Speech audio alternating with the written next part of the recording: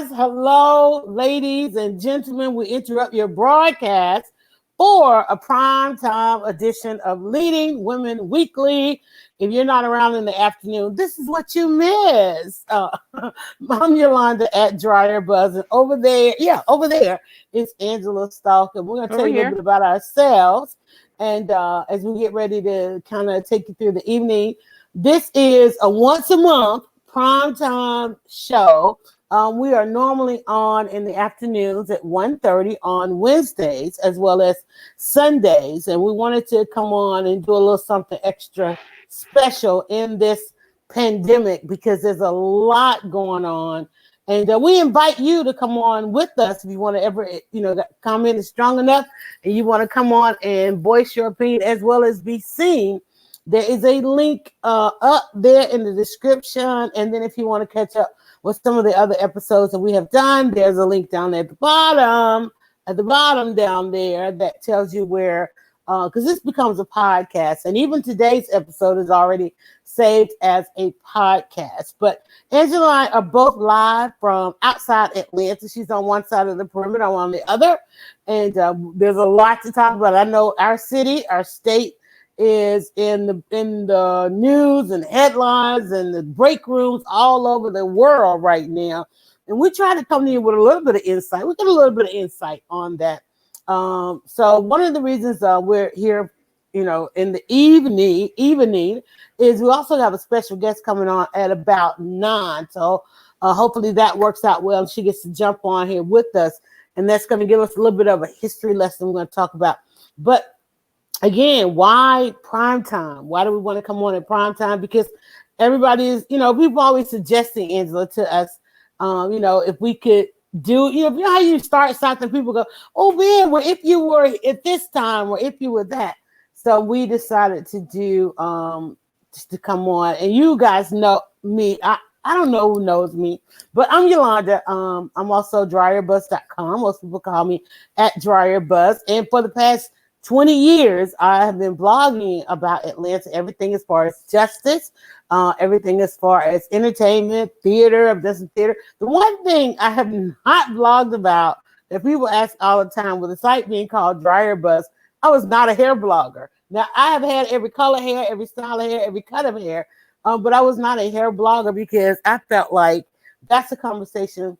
It never went that route. One of the reasons it's called Dryer Buzz is simply because it became popular in the hair salons, because there's a lot of conversations in the hair salon. We get to go in, we get to take off our mask. And I know that's always been my pitch.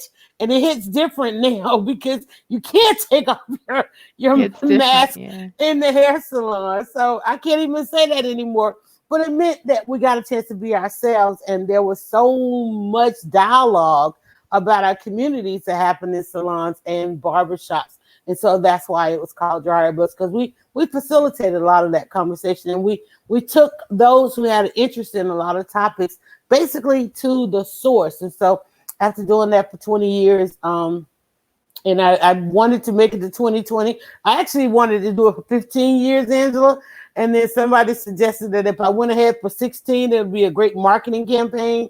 So I stuck around to 16, and then I kind of started I did the Sweet 16, and then I kind of started my exit strategy out of it. Stopped going to the press conferences, the movie releases, and all those different things. But I'm still here, joining in a number of conversations and facilitating conversations, which is what we now do with Leading Women Weekly. Angela, Michael Padre over there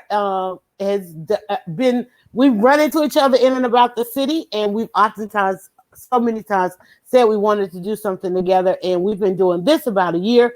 Started with a wonderful opportunity. Angela invited me to go along with her to see Michelle Obama, her and some friends, and we decided that rather than just wait in anticipation like everybody else to see our former First Lady, forever FLOTUS, Michelle Obama, we would do a podcast. As we explored the first book, Becoming.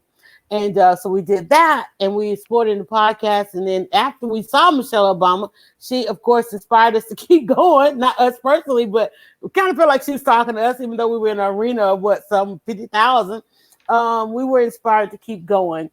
And so Angela and I have kept going, and went from becoming a podcast to now we want to usher leading women through this pandemic, and we'll see where things take us after that.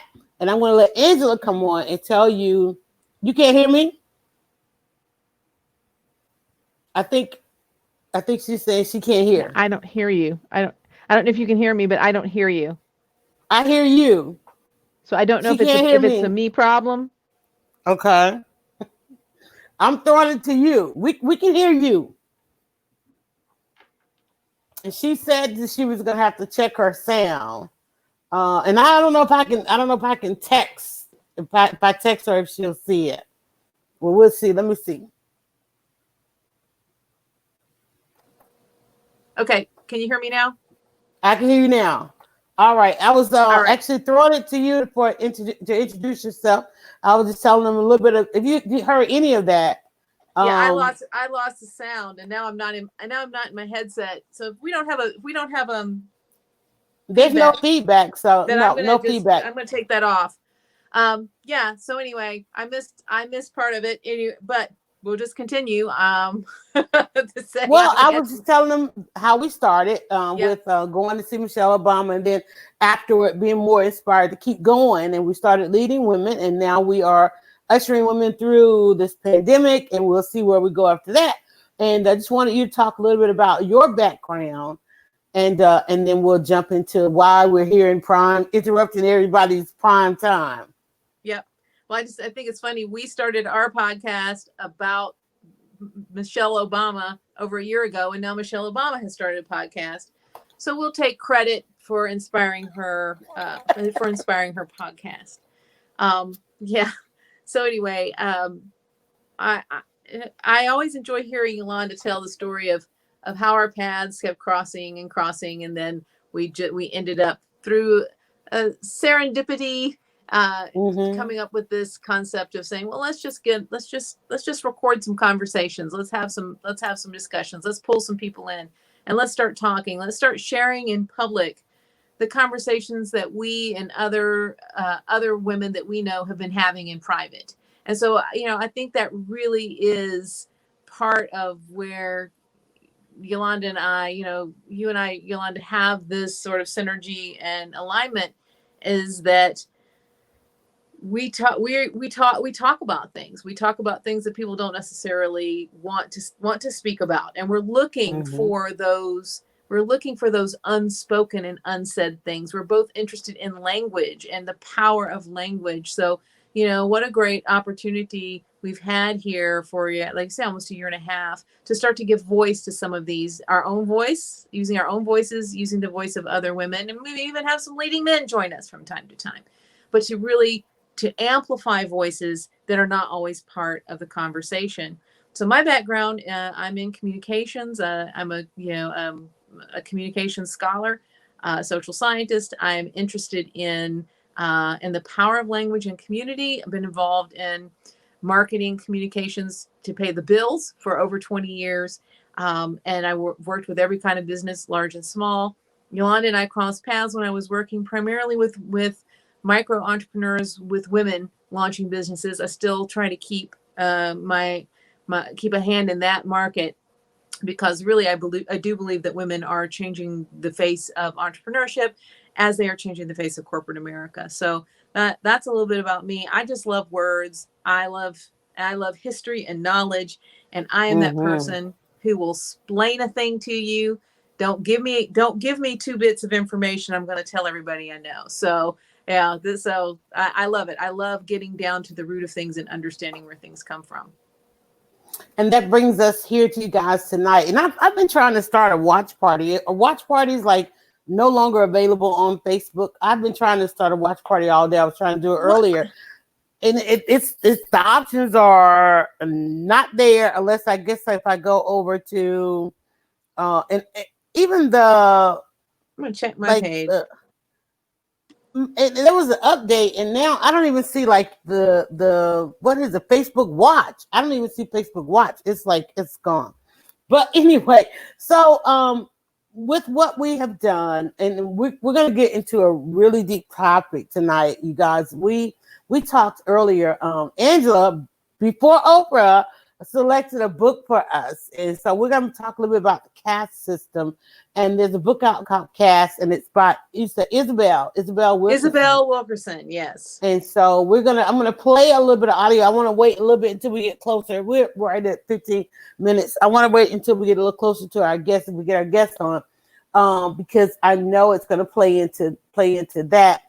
But Angela, some more things coming out. I sent an article to you. I didn't get a chance to even dive into it. But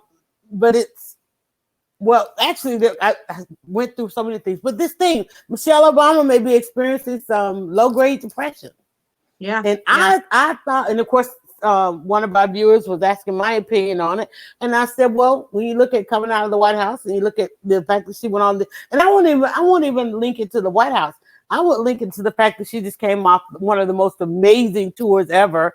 Yes. A chance to really and truly be herself, because she wasn't able to do that in the White House. But chance to really be herself. I mean, it was a very high energetic tour, being interviewed almost every night in a new city and so forth.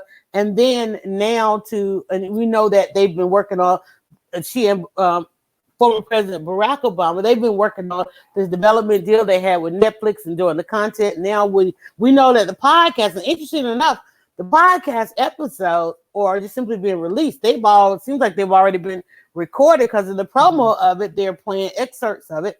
So you got to imagine they did all those episodes. So that's all done.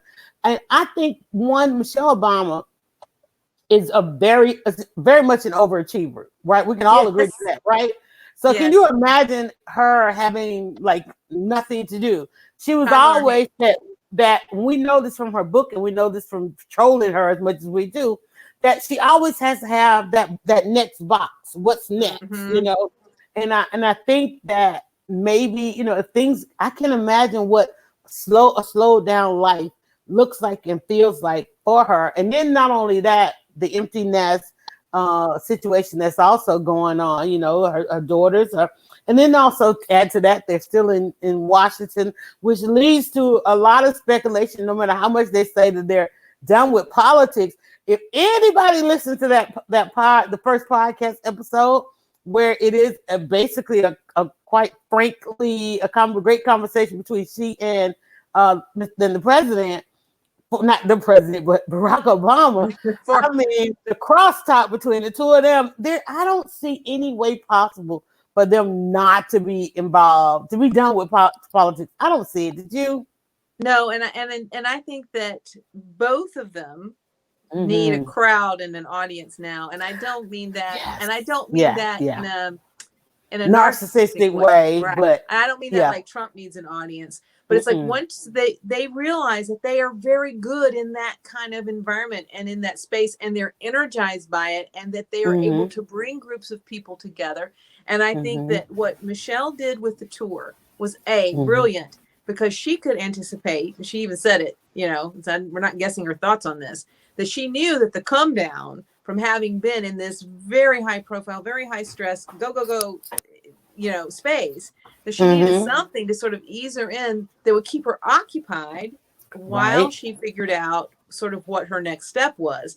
And I tell you, doing, previewing movies for Netflix is not it, right? I mean, that's an interesting opportunity for them, but that ain't it, right? Right. And so, there's the presidential library. I'm sure they're working on that. They have, what is it? Brother's Keeper. What is the one that? That's she stumbled over that. She stumbled over there herself, like, and she said, "My Brother's Keeper." Right.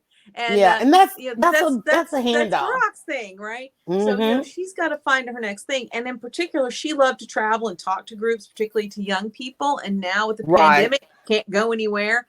But I do really think, I am not surprised that she's got some low grade depression. I mean, she said, look, we all do. It's a depressing world right now. It's a depressing time.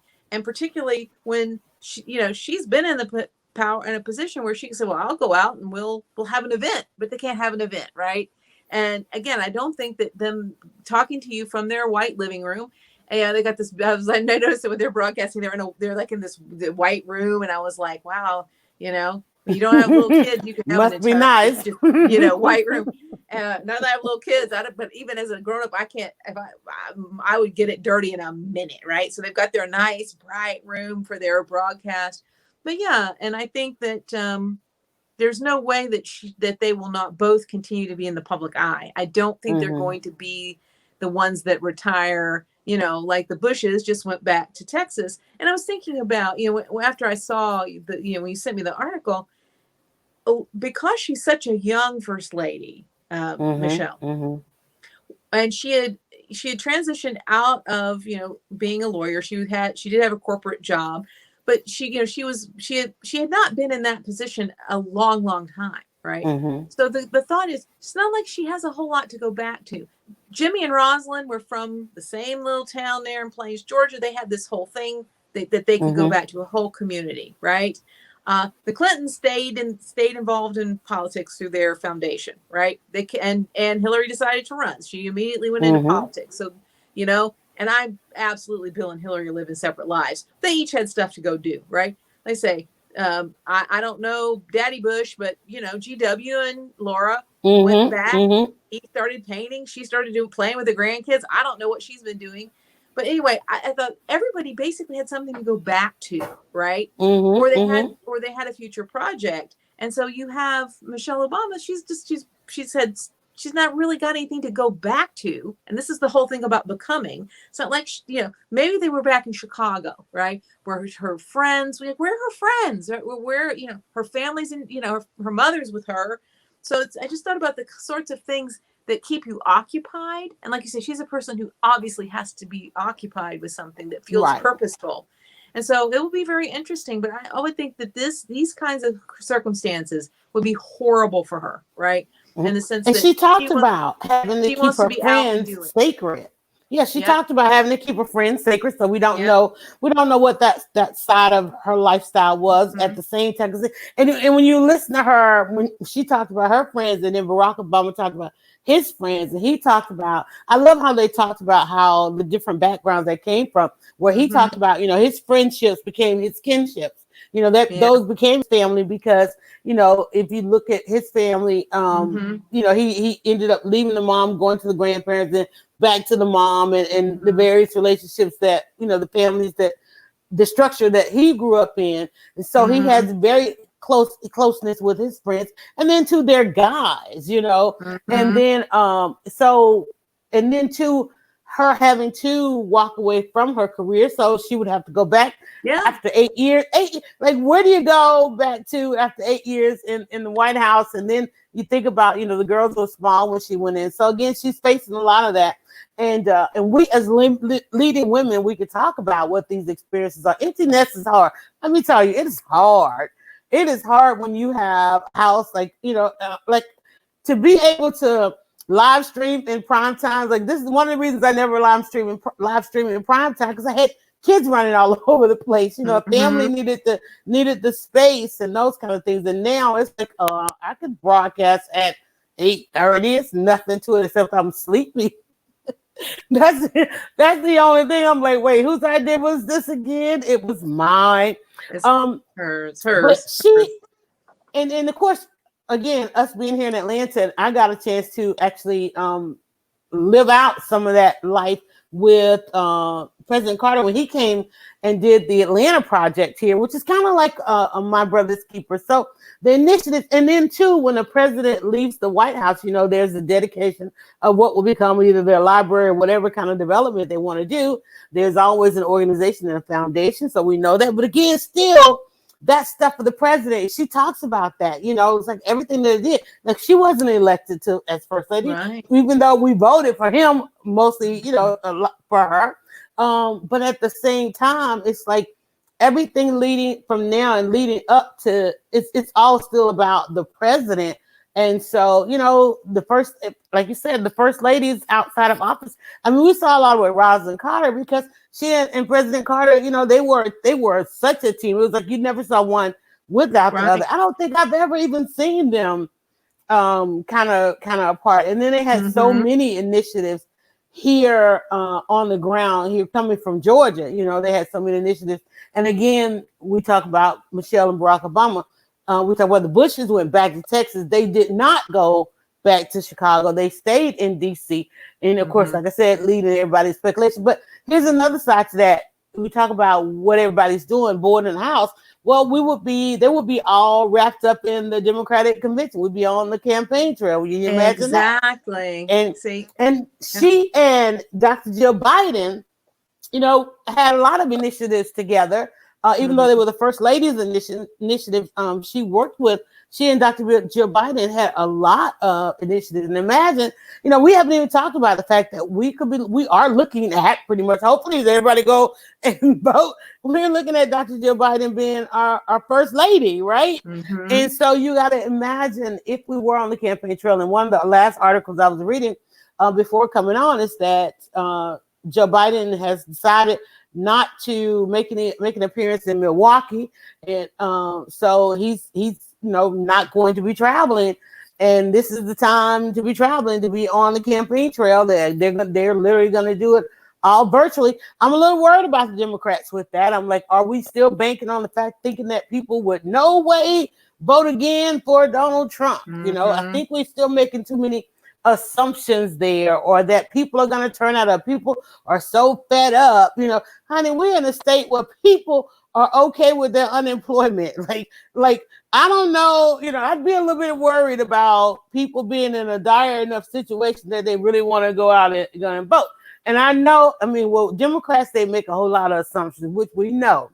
They make a whole lot of assumptions. Even though Hillary won the popular vote, we still got to look at this electoral college and what's going on in some of these states, and how these states are handling what's going on with this pandemic, and some other things in the future. So I just don't want them to take that for granted. I know they send about 10,000 texts a day if you signed up to be on their alerts, and everybody's waiting to see it. But we're not even in a position where when Biden makes his vice presidential, his running mate, chooses his running mate, like that's not going to make a whole bunch of difference, because it's either Biden or Trump. It's like, where you gonna go at this point, right.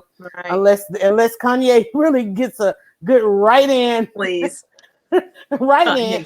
But that's something too that we would be seeing more of. I think people, I hate to say, they enjoyed seeing Barack Obama. It was just here in Atlanta, speaking at the memorial for John Lewis, and we haven't, I'm pretty sure as a former president, he's been giving speeches all over. Well, probably not with the pandemic. Where's life? But it was good to hear, and it was good to hear, because people were waiting.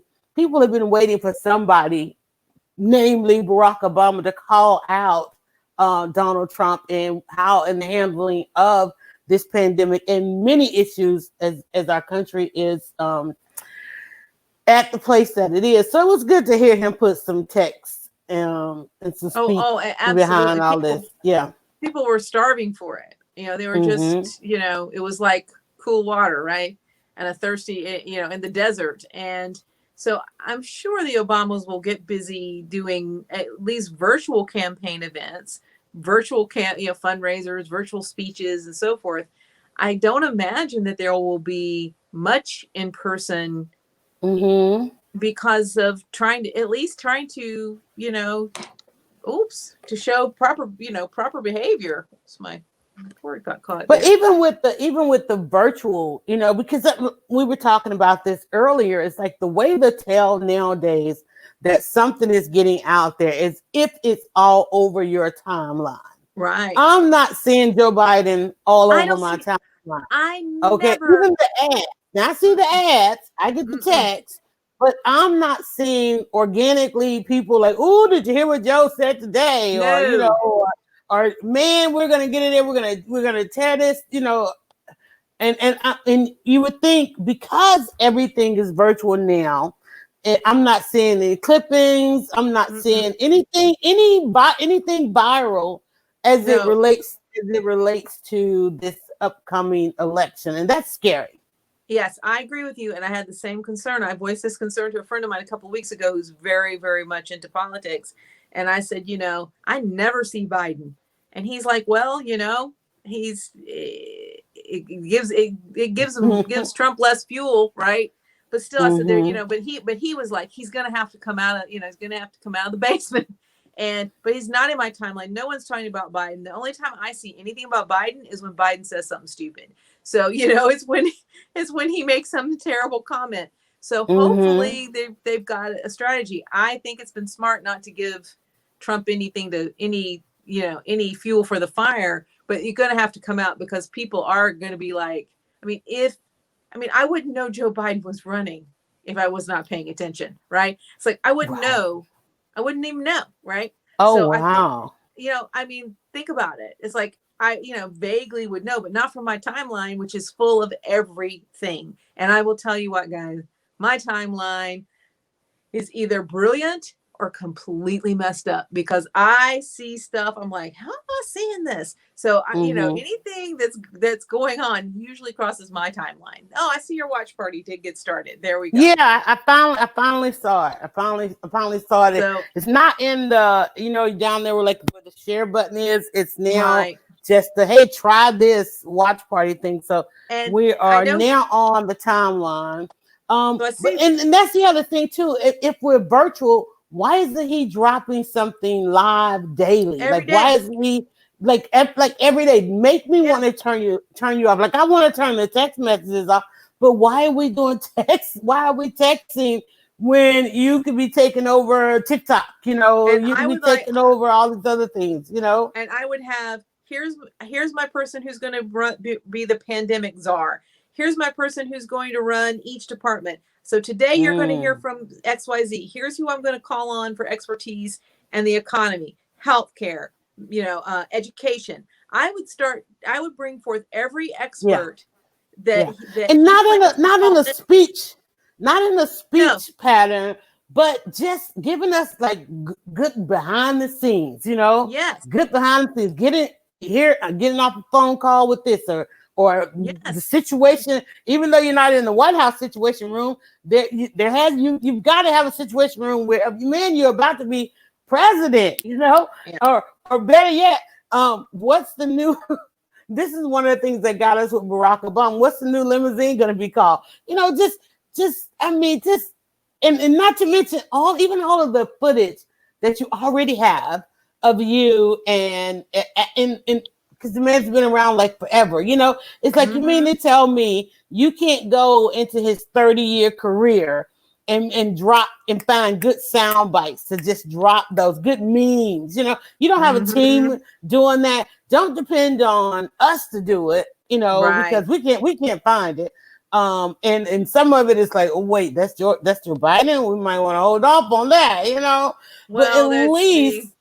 Yeah, there's that. Yes, so I'm not even gonna say, but you know what I'm thinking. So I think that there's been a tolerance. Everybody's been like, okay, this is crazy times, play it cool, cool, play it cool, boy. All right. So okay, so you're playing it cool, but hopefully we're going to hit it hard with the vice presidential candidate announcement. And you know what? I don't know the date of the convention.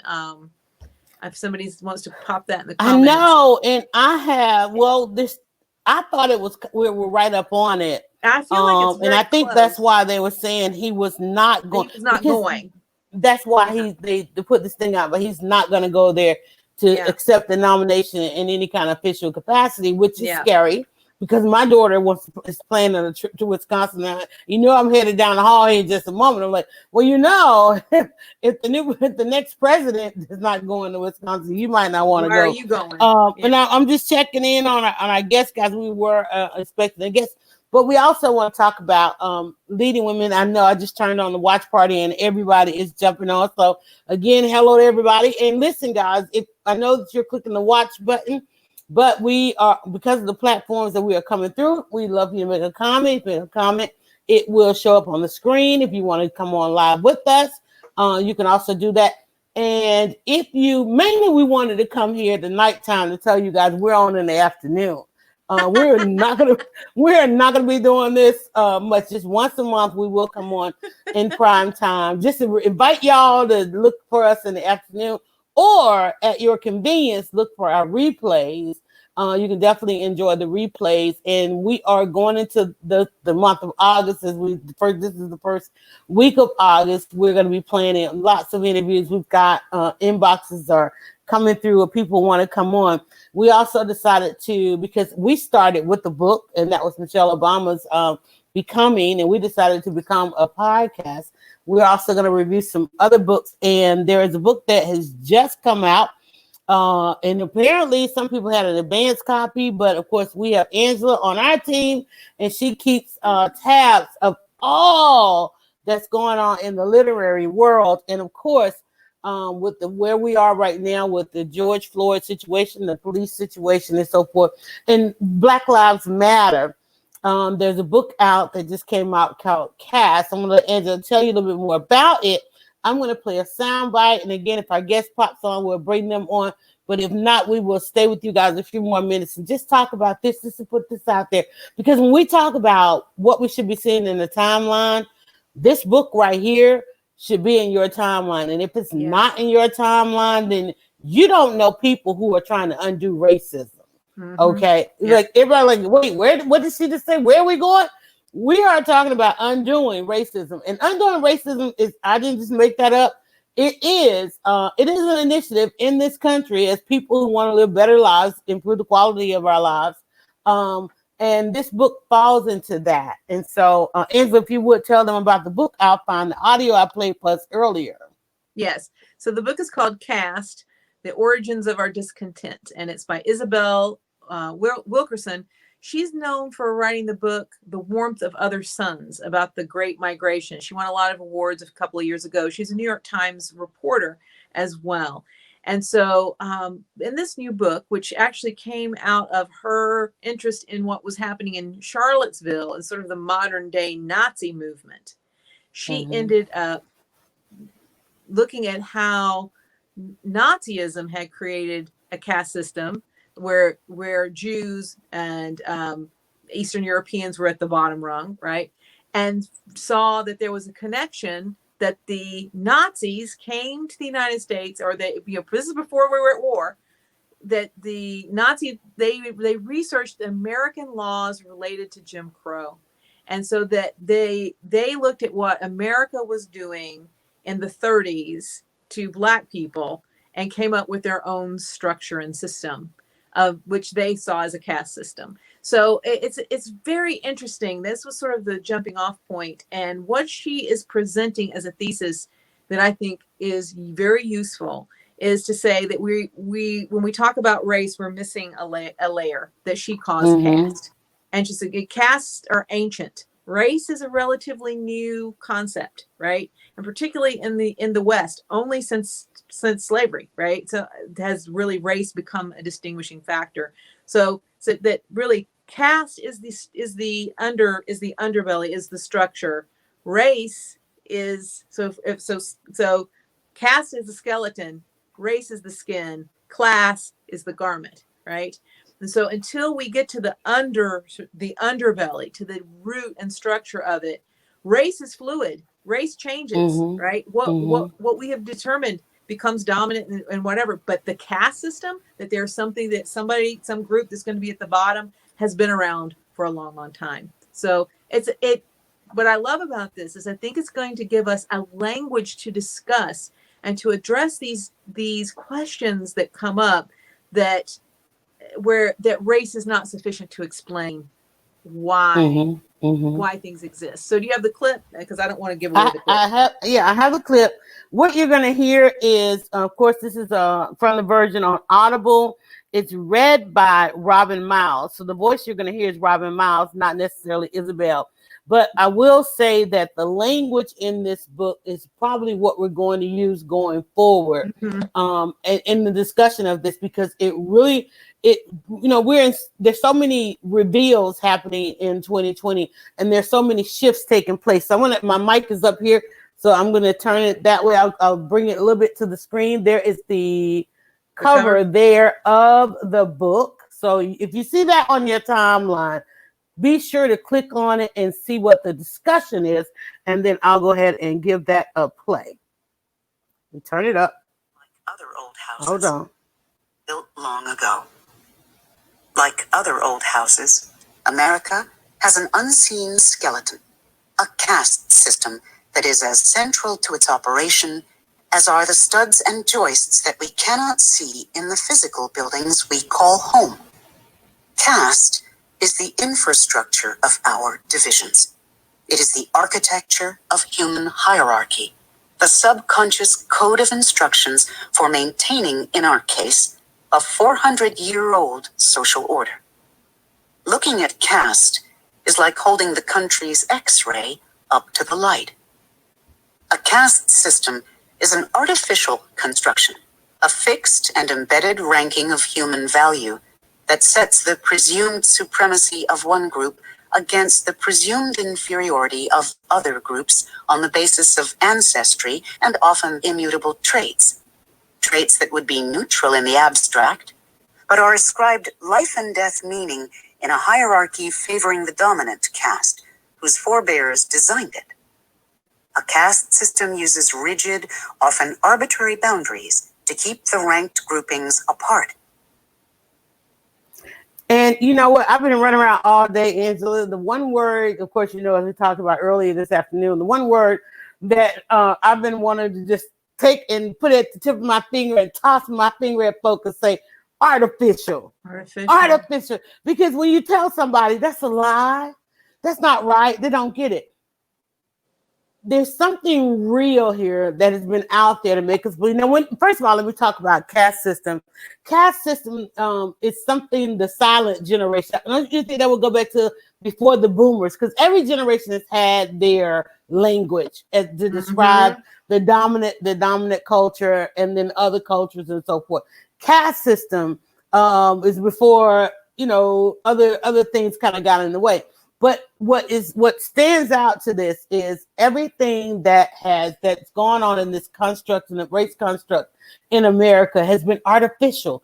And look at the 2020 being the year of reveal, starting from the beginning of the year, everything that's just kind of been falling apart is simply because it's been artificial. There's been something holding this mindset in place, something holding it together, something holding people back.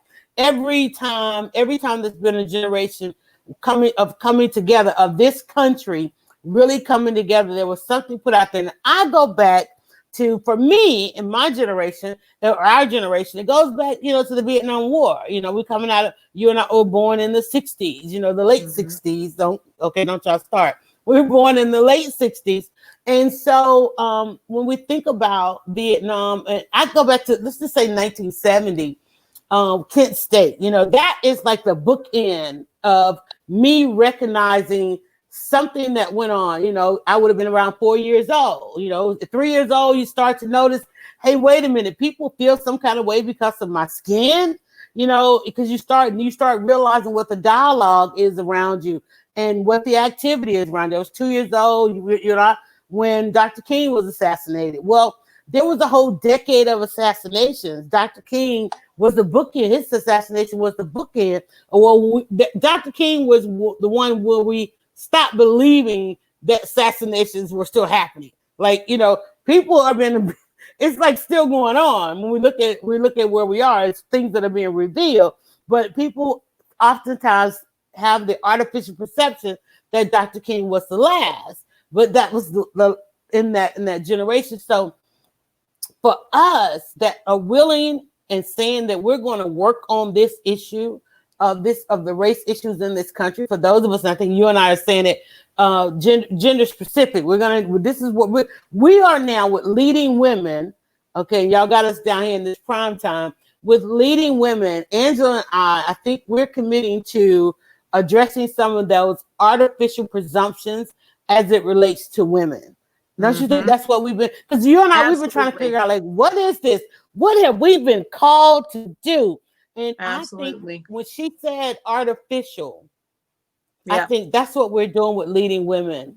That's what we're doing, leading women. Go ahead, give me some of your take on this. Yeah, and it's interesting. I had a conversation today with someone, and he was talking about how we can be, through ideology, through religion, through patriotism, through the, you know, the isms, that we can be convinced to believe things that go contrary to our very own personal experience, right? So that we can be convinced, and that we will preach, right? That we will give voice to things that are absolutely untrue, right? Because of call it brainwashing, call it whatever, and that is because it's artificially constructed. We are given artificially constructed ideas of who we're supposed to be, how we're supposed to be, and we will deny our own experience in the name of keeping the structure and the system going.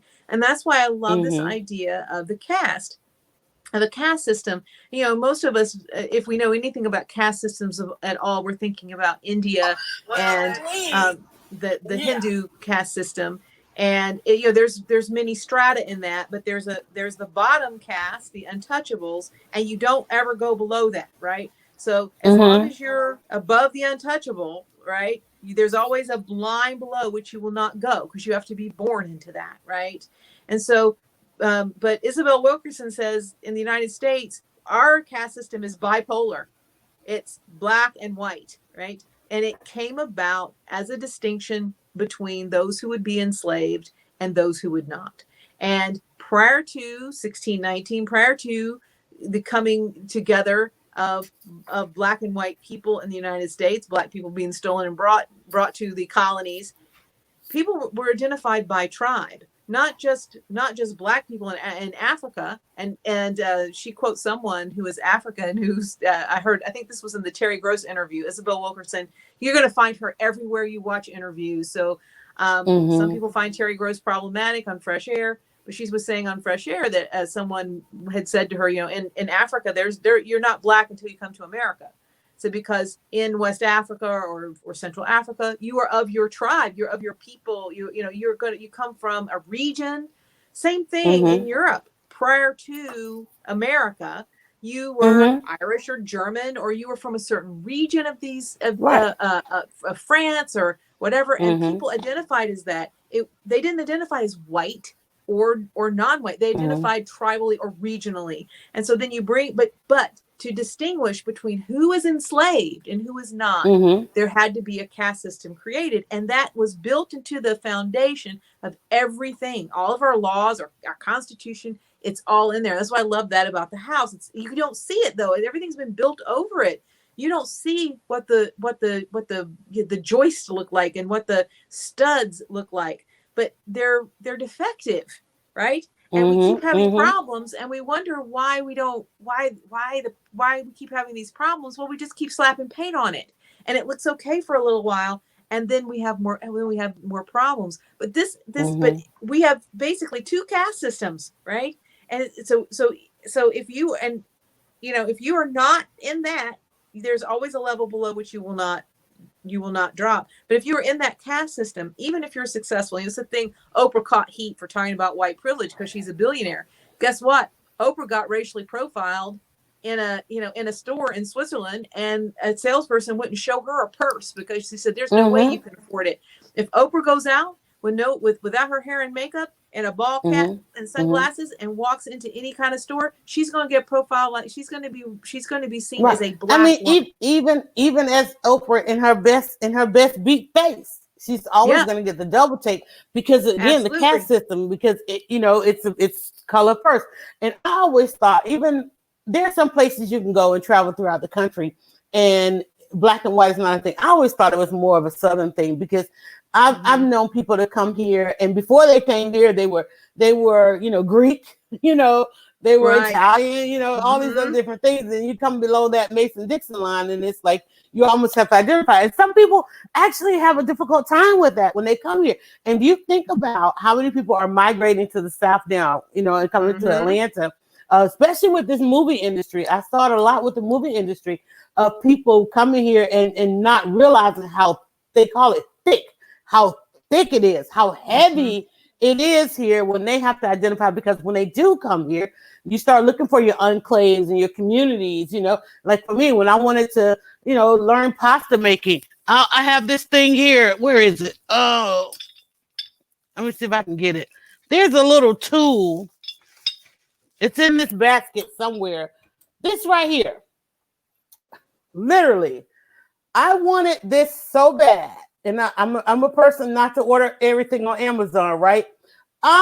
When I said I know there is a homemade pasta making community somewhere out there. I went and I knew I felt like, and I went like, I mean, let me try architecturally, right?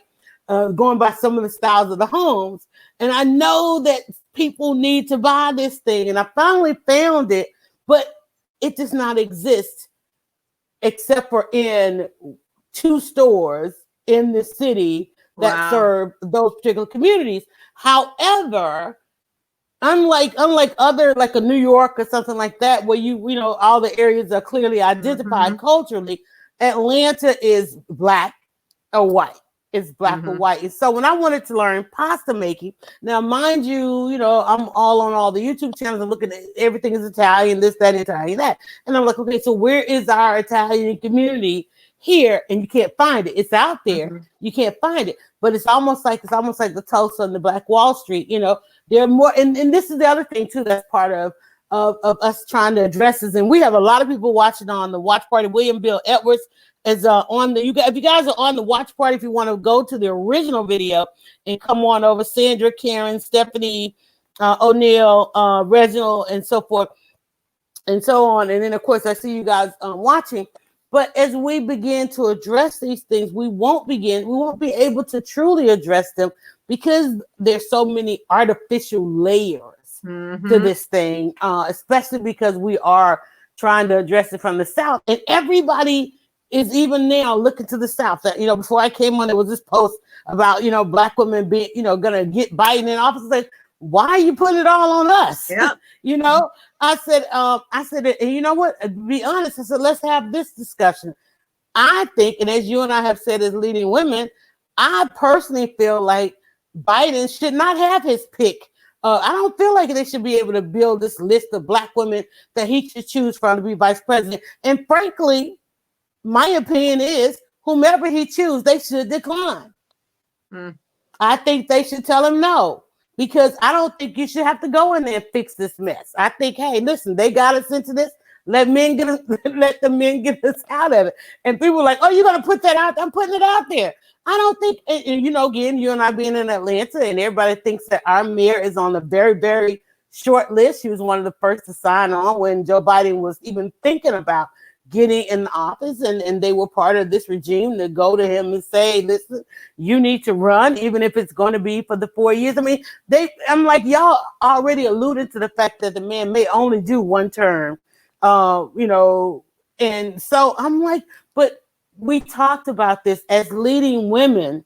We have to have this discussion. And Angela, you brought it to the table of how, especially when we were talking about the Clorox situation, that, you know, companies, you know, they all of a sudden they want to try diversity and they want to try become more gender sensitive when things are not that great, you know. And if you were not going to choose a Black woman when this country was doing well, I don't think that she should have to go in there. I think whoever he decides, I think they should decline. Because the only thing I want, I'm gonna tell you, I want the SCOTUS position. I want that to be the first thing. And I know our girl is holding on for dear life. And I would like that lifetime appointment. I'm not excited about this 4-year. It's, I mean, what are they gonna do? It's literally like, okay, history. It makes history, right? We've already made history enough. And you know, and what do we get out of it? Anyway, don't want to open that can of worms. But I'm just saying it. I'm saying it. And you know, I'm supposed to say what nobody else says. You did. I think if he go with Keisha, I think Rice has already got her declined her thank you, but no thank you. I think she's already got hers. I'm just saying, sisters. What did Keisha say they have? What's that thread that they're on? Sister Mayors. Yeah. All my sister mayors, my sister governors out there. I think y'all should tell Biden thank you, but no thank you. I wouldn't do it. I would not do it. But I'm that person. I've been told I'm that person all my life. I take my ball and go. I don't need to play ball with y'all. First of all, I'm an only child. I've had some of the best mentors in the world say, girl, you would take your ball and go. I will take my ball and go. I'm an only child. I know how to play by myself. You know, and I don't think we need this. We don't need this. Tell that man no. it's the classic glass cliff. I mean, it's the thing that we were talking about earlier. Is that wait? You got to explain that for everybody because we over here in prime time. Yeah. Yeah, so it's we hear about the glass ceiling that women only reach to a certain point and they can't get through. Men of color as well, right? Men that reach the glass, there is a glass ceiling, but particularly for women, we think of the glass ceiling, right? Well, there's a thing they call the glass cliff that women will get into these executive positions or very powerful leadership positions, oftentimes, as Yolanda was saying, when things are really, really bad. And an organization will say, well, let's try diversity. And it may be a man of color or a woman. And it's basically a setup for failure. They're given, I mean, look at how Barack Obama, he got to be president when the country was was going off the cliff. So again, the business is going off the cliff. Barack Obama saved it. A lot of times women save the business, right? They save it. We do. However, and we know the vice president. It is a setup. It is a setup for failure because the idea being is that if it fails, they can blame it on the woman. They can blame it on this person because of that in the glass cliff ceiling that your typical male would just refuse it. Like you said, they're just going to walk away. Like, no, there's too much risk here for failure, and they won't take it. But because women particularly don't get these opportunities, they're forced to take these jobs that are going to make them work 5 times harder, right? And so I would be leery. I would be leery of any position men don't want. Yeah. And like they're so willingly going to give up vice president. Come on, we know, we don't know that the vice president becomes president because we haven't seen that in a long time. We just really haven't seen that in a long time. Nichelle Fox is over here. We were talking about there's so many layers to this. She says it's an onion, so many layers that have to be peeled. And we got and the thing about it, Nichelle, we got time. We got time because we're in quarantine and so forth. And we got time to peel back these layers, but they're also this artificial. This is artificial. I love the way that they explain that on the caste system and I'd like to hand off that language to the next generation that's trying to figure this thing out. Like, how do we get here? You know? And to your point is we have to become attuned to the artificial nature of this. And particularly, I mean, it's going to behoove white people, right? Just to realize that so many things that they think, that are given are artificial, but for everyone, for everyone living in the structure, you begin to, you are convinced that this is just natural, right? And you don't realize that it's something under it that was built and created, right? Again, she uses the illustration of the house very beautifully, is you don't really think about what's behind that wall till something's wrong. And you open the wall up and you realize there's a whole lot of stuff behind that wall, right? You take out, you have to take out a piece of drywall. There's wiring and there's plumbing but you don't think about it.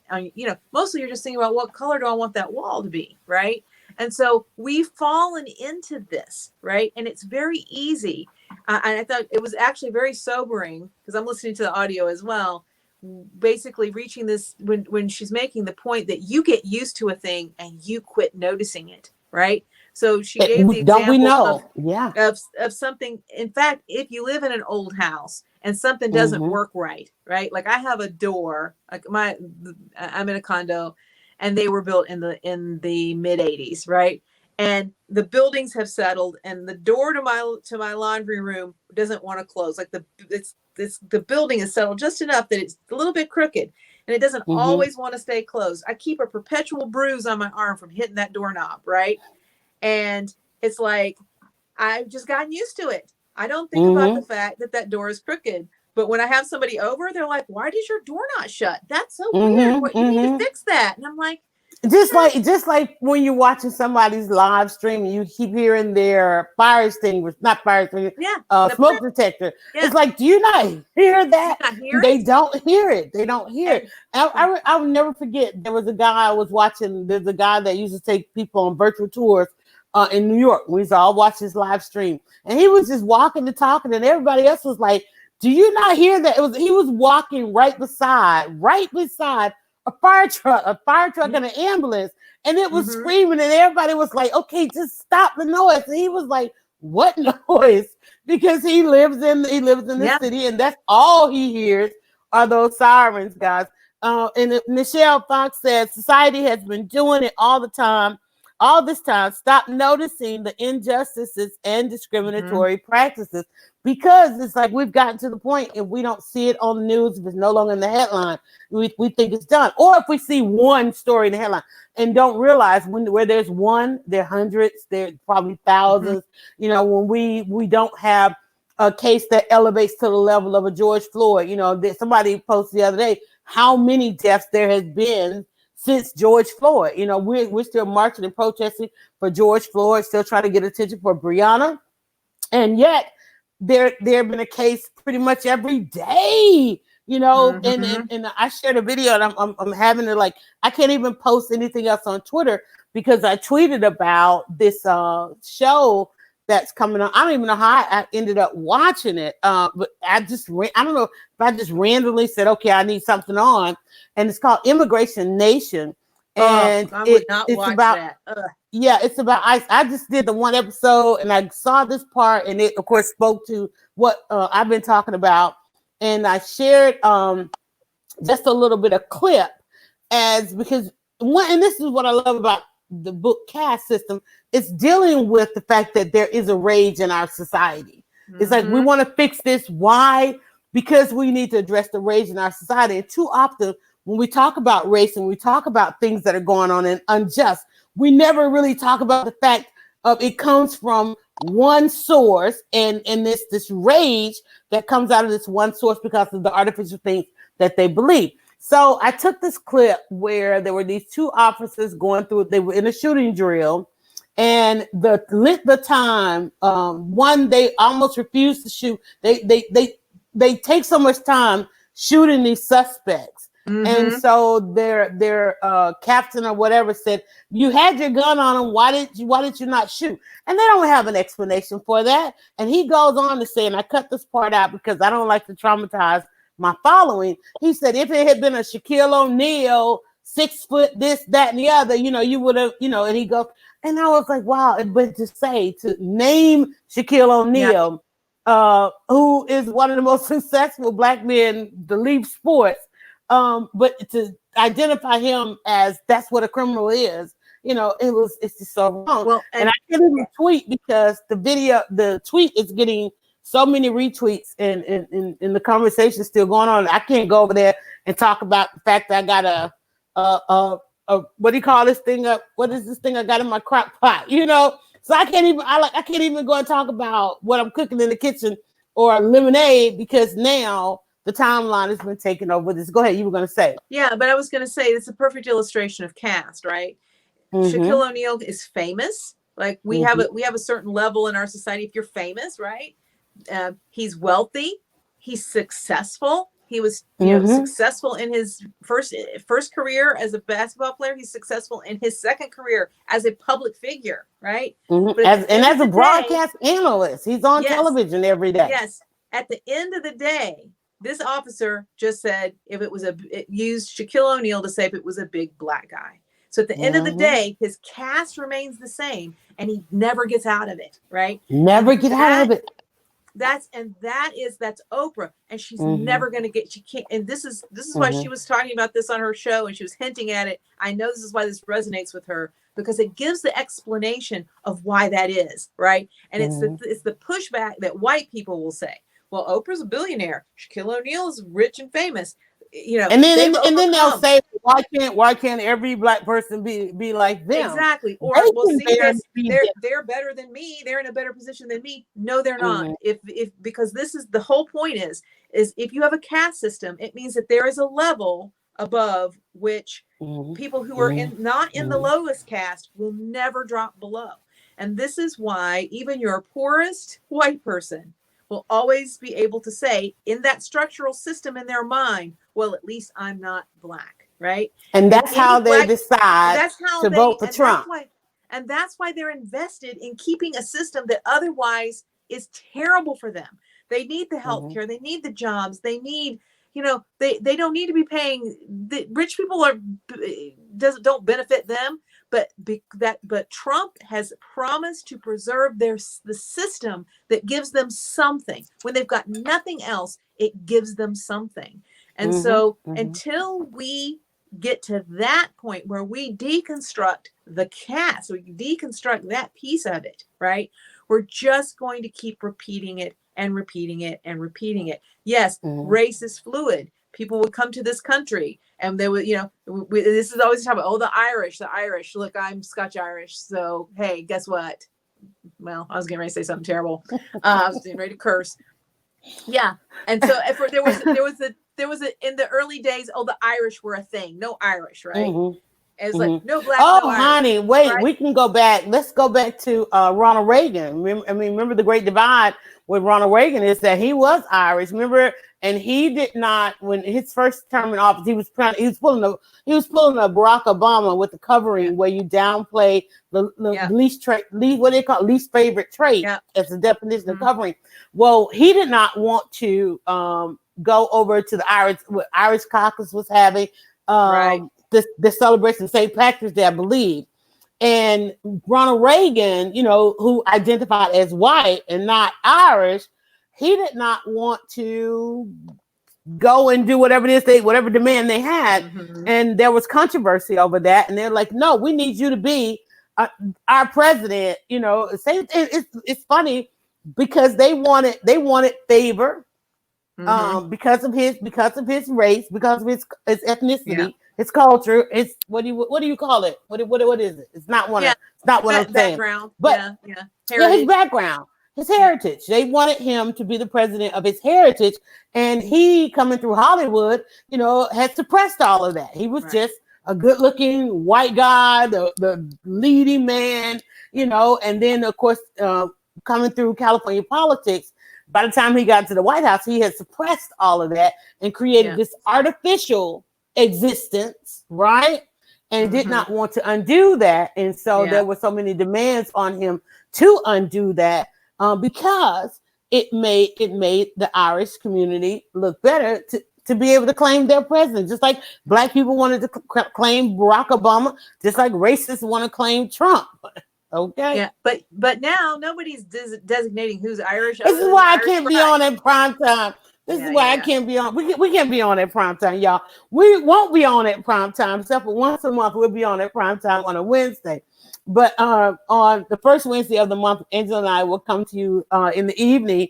Just wanted to check out this audience, but our intended audience is in the afternoons, and we are live twice a week. We actually come in just as leading women to make time and just check in on Wednesdays. And then again, we come on Sundays, both times at 1:30 Eastern Standard Time. We wanted to be on short, but Angela and I know we can go. It's about 9:30. I'm going to have to go. So, so we're going to go ahead and wrap it up. But I'll show you guys again the cover of the book. Thank you for everybody that is jumping on and watching on the replay. Let me see if I can grab that again for you to show you what the book looks like. Go ahead. And while Yolanda's doing that, this is our book for the month. If you're going to read this book, and I really, really encourage you to do it, and even if you don't read it, listen to some Isabel Wilkerson interviews, right? You can get a lot from the interview. We want to talk about this, and we want to have people on to share their thoughts on having read the book. So keep posted, inbox me, inbox Yolanda. We're gonna let you know when we will do a full book discussion, because we want to. We feel like this is worthy of hearing from others. How you're able to what you think of it, and if you think it's going to be useful to you, and I think we're going to see this get a lot of traction. So So you want to say on Sunday? You want to kind of just say maybe on Sunday, if everybody goes and gets it on, you can get it. The audio book is on Audible, and you can do a free trial there. If you're on Amazon Prime, you can get. I think it's included a trial, because Audible has a subscription, or you can get it on your Kindle if you want to actually read it, or you can go ahead and order your print. I think Angela said you can order it signed, right? Yeah, and we may may need to give people a little bit more time to read it, but But if you're ready to talk about it, ping us on Sunday. I'm just saying, let's just get one chapter in, 1 or 2 chapters in. Not the whole thing. Not the whole book. Just in time for our Sunday broadcast. Just in time for our Sunday broadcast. We'll talk about it some more. And watch. You wanted everybody to watch the one episode. Well, I'm not saying you want us also to watch an episode that this new show that Oprah has. We talked about that on the earlier broadcast. With the caveat that this Oprah's, I would have to say to any Black viewer, right? This is definitely aimed at a white audience, and so this is it's there. I found it triggering, and so understand it. But the young man, it's so basically Oprah has invited a football player who has now become a thought leader. Is it Acho or Acho? Emmanuel Acho. I have no idea his name, and he's got a webcast called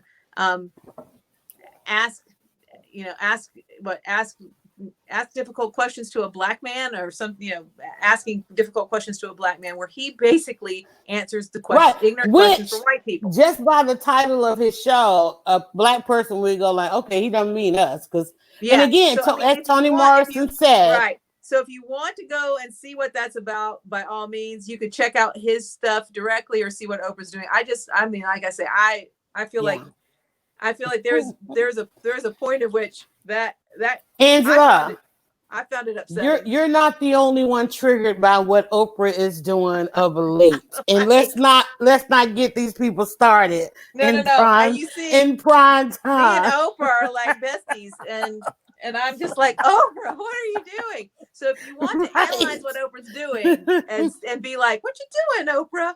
Then join us on that discussion. But I'm not everybody is not only saying Oprah, what? They're also saying Gail, wait, because Oprah and Gail and we can talk about that on it's a whole other episode. They're giving a lot of people pause, but at the same time, got to remember, just like the rest of us, trying to make sense of this. They're a little bit older than we are. We can say. So they have different experiences than we do. They've come through a system. They've come through this caste system. And to end up on the other side of it, and they are not unscathed. We can just say it that way. They are not unscathed, and let's not expect anybody to be unscathed in this process. But what has happened is there are many people not talking about how this system that we live in here in America has affected them. And that's why a lot of people were shocked about the Black Lives Matter movement, because there were more people saying, well, wait a minute, let's go ahead and have this conversation. And people are saying that some things are, because some of the artificial layers are falling apart. Some of the artificial walls are coming down, and people are like looking at this like, wait, it's like, because it's being revealed. This is 2020. And I don't know who thought this stuff could go on forever and ever. And, we're hitting a wall, and that wall is coming down. But again, guys, thank you so much for allowing us to have a part of your evening. We're not going to take up much more of it. We're going to just let you guys know again, up there in the description, we will always put a link. I noticed there were a number of you commenting on the watch party. Now, the watch party comments, if you're on the watch party, didn't show up on our screen. I just happen to have another device here, and I was checking it. I'm going to say our leading woman tonight is Nichelle Fox. She was giving us some great comments, and I was trying to read some of those. But we always put a link in the description for you to come on air with us. And then, of course, down there in your scroll is the website leadingwomenweekly.com. And the minute we end this, it turns into an amazing podcast. So you don't have to go back and find the broadcast. We want to just listen to some of the topics that Angela and I have talked about. And it's been some doozies. Okay.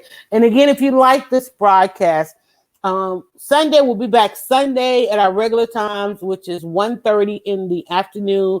Wednesdays and Sundays we're on. And then, of course, hit us up, inbox us, because on the next first Wednesday, which is September the 2nd, it's actually my son's birthday, we'll be back for another primetime edition. And we want to fill this box up with leading women. And we also invite a few leading men to have discussion with us. But we knew this is the first time, and thank you guys again so much for letting us come and be a part of your evening. All right, Angela always takes us out with a few leading women words of wisdom. Go right ahead. So our leading women words of wisdom are this: be aware that a lot of the things that we're being told are real, are artificial, and don't be afraid to challenge the artificial. Wow. Wow. I think we just made history, Angela, with that. All right, guys. You guys have a great evening. Thanks again.